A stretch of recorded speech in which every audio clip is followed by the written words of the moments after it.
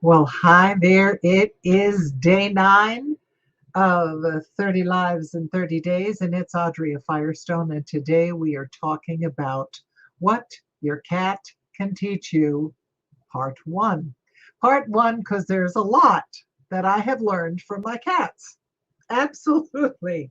And a good teacher, I think, is one who is always learning. So, the first thing is I've learned how much we humans are like cats. We don't like change either, do we? We don't like change at all. And we would love to be able to shout to the world, "Why did you move my bowl? I liked it exactly where it was. Why did you buy me different food? Where are my treats?" We would love to be able to do that. A cat does that with one dirty look, one wiggle of his whiskers, and you know you did something that he doesn't approve of. The more serious portion of being like a cat is that how often, and oh boy, am I guilty of this, how often do we stay in a situation because we're afraid of the change that changing that situation would bring? That everything would be upended. This is the devil we know. So I'm going to stay here and be miserable and whine about how miserable I am, but I'm not going to change anything because deep down, I'm a cat. And I prefer my feed bowl to be exactly where it has always been because that's the way I like it. I like it. So let us take a lesson from that. That in that way, most of us are not sleek and gorgeous with whiskers and a cute little tail that is very expressive. But, but we may not have those qualities, but we have the quality to be able to change. In that, don't be a cat. I love them. I love them so much. But in that, do not be a cat. Be willing to change. Be willing to say, I am so scared, but I can't stand where I am. I am so uncomfortable that I need to do something else. And therefore, you will. You will walk or jump or leap into the unknown for all of your fear. And life will change because we are not cats. That's one, okay? That we really would prefer things to remain controllable.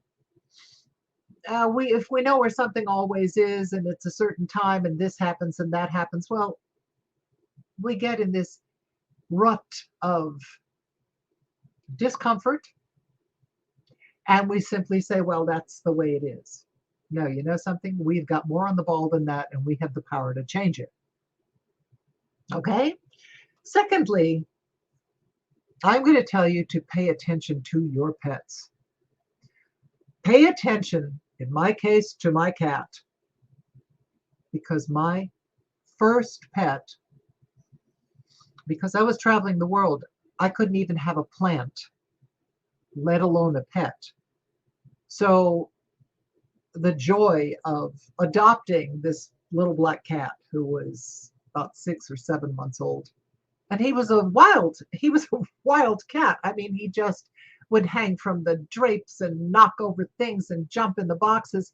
And we were moving, we had just moved, and this little cat was just raising hell. I mean, he was just throwing everything down, and I was becoming more and more impatient. And I got so impatient that I found myself screaming at him, saying, I hate you. I hate you. Stop that. I hate you. I hate you. and I stopped dead. And I realized I had heard that voice before, and it wasn't my voice. It was my mother's voice screaming at me.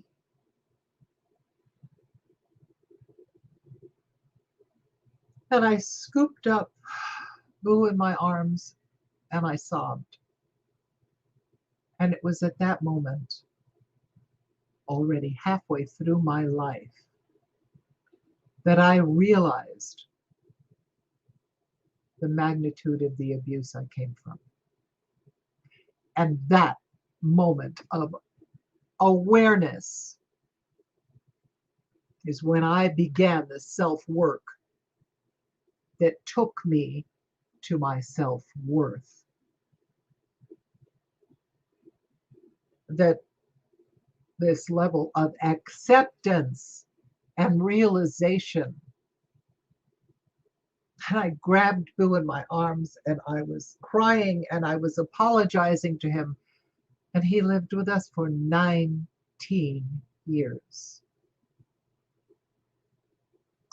Boo gave me another gift. One, with coming into my life, and two, when he left this life. I noticed that my partner's response to Boo's death was beyond grief. There was something very strange about his reaction. I was devastated too, but his grief filled the room. I thought he was seeing the cat. He was wanting to leave this earth. It was so intense that I started investigating. Where did this come from? What is this? I started asking his children, what is this? What kind of behavior is this? Is this something you've ever noticed? And I uncovered a lifetime of mental illness. That as he was getting older, it was getting worse. And because it was covered with alcohol use, and I was raised by truly people who were not balanced, to me, there was a lot of normalcy in the lack of normalcy. Does that make sense? So Boo even helped me realize that, because that caused me to investigate and get him help. And he's in a very different place right now, with a ring of professionals around him who are truly helping him stay balanced. But that beautiful little being, with those two enormous happenings, caused a complete revolution in my self-awareness. If it wasn't for Boo, I would never have seen that with so quickly, so fast. And then when he left, the same sort of thing. That a very serious group of symptoms showed up in my partner that I knew needed intense medical assistance, mental and medical assistance. So 3, treasure these animals because they may be far more than a loving pet. The love that they give, not, not necessarily some cats. I'll tell you more about that in part 2. But the quality of love, a dog, a cat, A pet that is part of your family and part of your heart is such a beautiful, unequivocal thing. I love you because you're you, because you smell like you. I love you. It doesn't matter if you're pretty or you're ugly or you're smart or you're dumb. I love you. So to be loved in that way is a very extraordinary thing. And I believe that the pets in our lives, just like the people in our lives, are always revealing things if we're willing to open our eyes and look. For example, when I say treasure these beings around you, is a dear friend of mine. I'm going to call her Susie. When she got married, her husband brought home this adorable, hugely expensive little toy dog who was just unbelievably gorgeous. And she went crazy. Susie just thought this was the most gorgeous little creature. Well, in 3 days,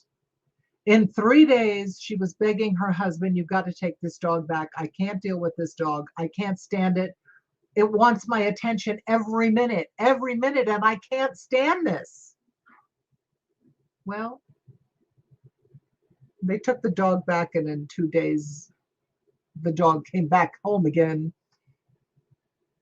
And literally less than a year later, she had her beautiful daughter and was far more prepared for a being who was completely dependent on her and wanted and loved her attention. So, just to wrap this up, I'm going to say that we humans, like cats, we hate change. And I ask you to remember that although we hate change, I get it. Oh, I get it, because part of me is just like that.